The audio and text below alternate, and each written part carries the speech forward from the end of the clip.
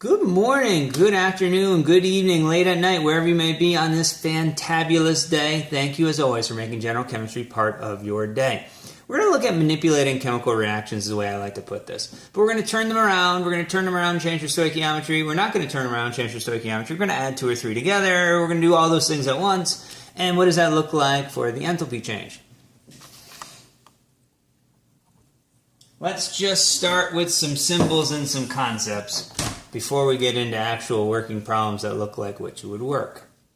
So, reactants go to products, A go to B. This is about as simple a reaction as I can imagine. 1A goes to 1B. Great. Like it when we start simple. We're given a value. I'm going to actually do symbols and values because I think the symbols are important to be able to think symbolically. It's important in science to be able to do that. So, I'm going to do both as we go. So, I'm going to just call this delta H1 as we refer back to it. And it's 100 kilojoules because that was an easy number. So if you wanted a number versus the symbols, I want you to be able to see what that would look like. Okay, so first question is, what happens if we turn it around? Is the energy difference, so remember it's a state function, so it's just the beginning and the end. Is the difference in energy between A and B a constant thing, or is that changing? And what do I mean by that? Well, is the difference between A and B the same as the difference here between A and B? Absolutely, the same chemical, same difference. Now, if we go A to B versus going B to A, it doesn't change the amount of energy that passes back and forth. But it does change what? Good. The direction that it's passing back and forth. So symbolically, this would be the opposite sign of our first delta H value, or it would be minus 100 kilojoules if we're doing the math. That's not showing up particularly good. Let me get a darker marker. Right? So, minus 1, negative 100. There you go. All right.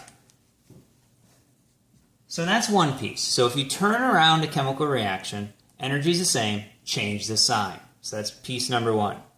Piece number 2 is what happens if we change the amount. So what do I mean by that? A goes to B is 100. What do you think 3A goes to 3B would be? What have we done to go from here to here? Well, all we've really done in this particular, well, I don't know if all we've done, is we multiplied by 3. But what I'd like to point out is, going back to the last video we just watched, is that if this is part of the stoichiometry, we don't close the parenthesis here, we close it here. So it becomes 3A, 3B, and 3 times our starting enthalpy change, or 300 kilojoules. So again, conceptually, I don't think this is that bad. If you double the amount, and again, we'd read this, what? 1 mole of A goes to 1 mole of B. Well, 3 moles of A goes to 3 moles of B. We've done this calculation over and over again. If you start with 3 grams versus 1 gram, you get 3 times as much product. Same concepts right here. So again, 2 pieces. Turn the chemical reaction around, change the sign. Change the amount used, and just multiply by that change. So if we multiply by 3, we multiply by 3. Well, what if it wasn't a nice number? Oh no, fractions. That's okay, we like fractions. Ratios are a good thing. Well, this looks awfully similar to what we just did. 1/3 times A, 1/3 times B, that must be 1/3 times delta H1, or 33 kilojoules. And of course, we can do both at the same time. So how does this bottom reaction relate to the top? So again, 2 things going on. One is this is A to B, this is B to A. So we've turned it around. We know that's a negative sign. Second thing we know we've done is we've changed the number of A's from 1 to 2. Well, that looks like multiplying by 2. So we put a 2 there. This would be 2 times delta H1, or negative 200 kilojoules. So we can do this either just turn it, or just change the stoich, or we can have both at the same time. So the stoich is multiplied, and the direction is just a sign switch. So what does this look like in a very straightforward problem? It might look something like this. Oh, and I've been talking about how to recognize these different types of problems. So we did the delta T means I got to do a Q-type problem. The last one with the stoich I said was kind of hard to recognize. These are easy. If they give you more than one reaction, they want you to compare them. So it can't be any easier to recognize on the test. If you have 2, 3 reactions in the same problem, it's one of these problems. Okay. So, for example, here's two reactions. Water can be hydrolyzed into hydrogen gas and oxygen gas, and this takes quite a bit of energy. Well, what if we want to burn hydrogen? So we burn 3 moles of hydrogen, it's combusted with oxygen to produce 3 moles of water. What would be the delta H change here? So again, light bulb moment, more than one reaction, somehow they relate to each other. Okay, well I got water here, hydrogen, oxygen. So okay, so I flipped this, I turned it around, I see that. And then, if you don't like fractions, and that's fair, pick something that's easy mathematically. 1 to 3, that's easy. What do I have to multiply 1 by to get 3? Awesome. We do the same thing with the delta H, or negative 3 times 242 gives me 726 kilojoules. Hopefully I did that right without a calculator. And that's what you do there. I haven't talked about this yet, but I bet you we can logic our way through it. What if we have 2 reactions? So we can imagine burning charcoal to produce CO2 happens in 2 steps. Probably does. We add a single oxygen on and create carbon monoxide. Then we add a second oxygen on and we create carbon dioxide. Both of these are exothermic events, not surprising since it's combustion, but what would we get for the total reaction? So first thing, how do we add multiple reactions together? Well, you're really just going to kind of view this as an equal sign with math class, and we're just keeping everything on the left and everything on the right. So if we were to just really tally everything, we got C plus a half O2 plus CO plus a half O2 goes to CO plus CO2. And then this is just like nonadic equations. Anything that's identical on both sides we can lop off or cancel out. So we have a CO on both sides, that goes away. And if you're good at this and you want to do it up top, good for you. And then the mistake people make sometimes, they want to cancel this out, but if you look, they're both on the same side, so a half plus a half is 1, so we end up with carbon plus O2 goes to CO2. So that's literally how you tally reactions. Just keep the left column, right column, add them up. Anything that's on both sides you can cancel. And if you had like 2 COs on this side and 3 on this side, 2 of them would cancel and leave 1 on the excess side. So again, you can do that. You can do partial canceling, I suppose, if you want to look at it that way. And then what do you think happens to the energy? Well, if we added these reactions together, and again, think about these as moles, and we're thinking about this as part of a mole-to-mole ratio, then we're simply going to add these as well. So delta H total is equal to the delta H's of the individual steps. So symbolically, I might say delta H1 plus delta H2, where I'm just going to add those two numbers together and get negative 677. So that's a very straightforward example. We'll be a little bit more realistic, a little bit more complicated. And yes, those words typically go together. All right, I have trimmed the fat from this so I can actually get it on one slide.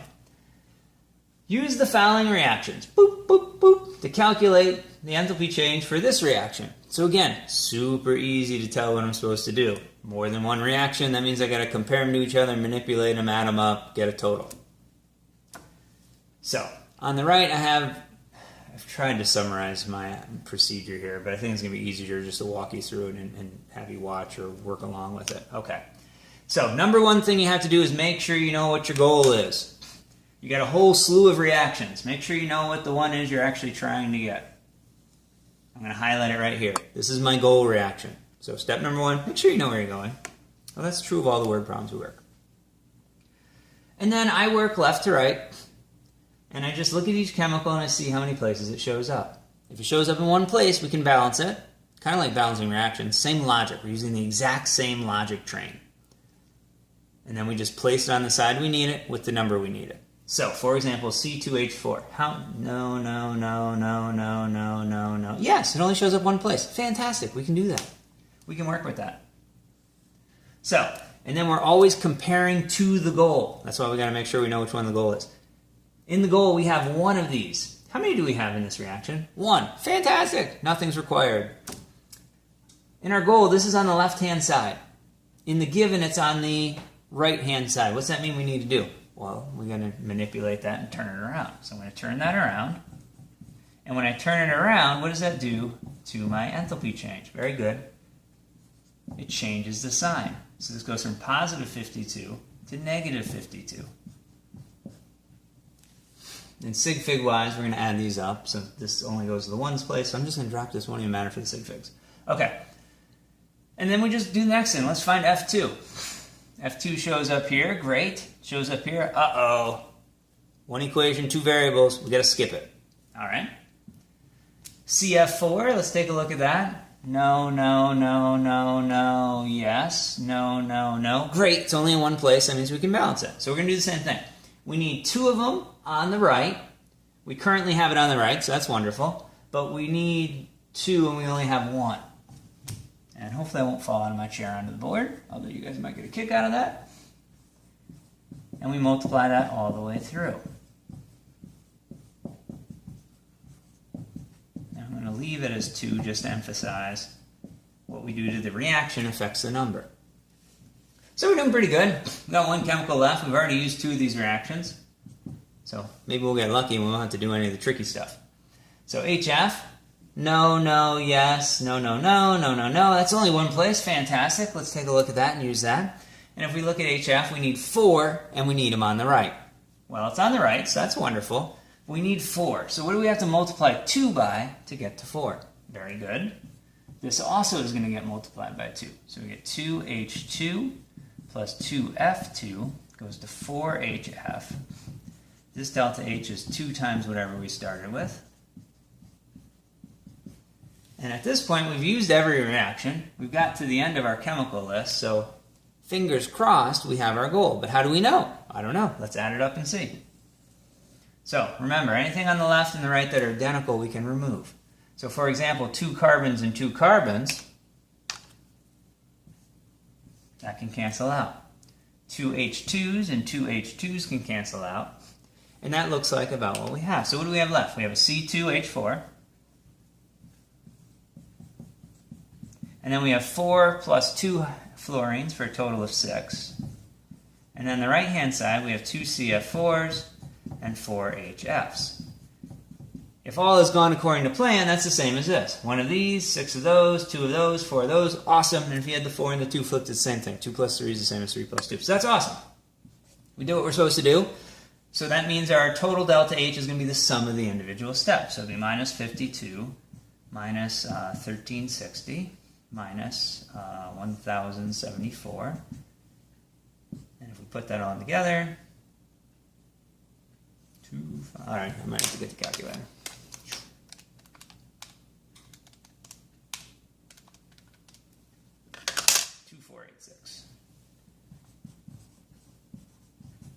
And that.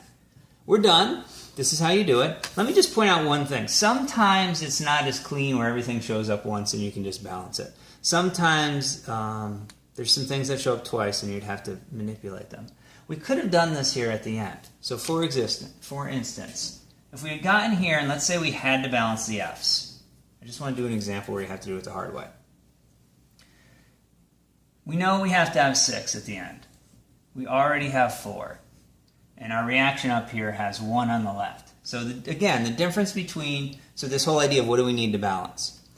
We need 6, we have 4, which means we need an additional 2. And we need an additional 2 on the left. So you'd have to take this, multiply by 2, and then you'd see you get the same answer. So if you do get to a partial place where you don't have anything that just shows up once, you have things that show up twice, you're going to have to take that into account and look at the difference of what you have so far versus what you're supposed to have at the end and manipulate that the same way. Thank you very much for your time, attention, energy. I'm excited. No boards hit me in the head. And have a fantabulous day.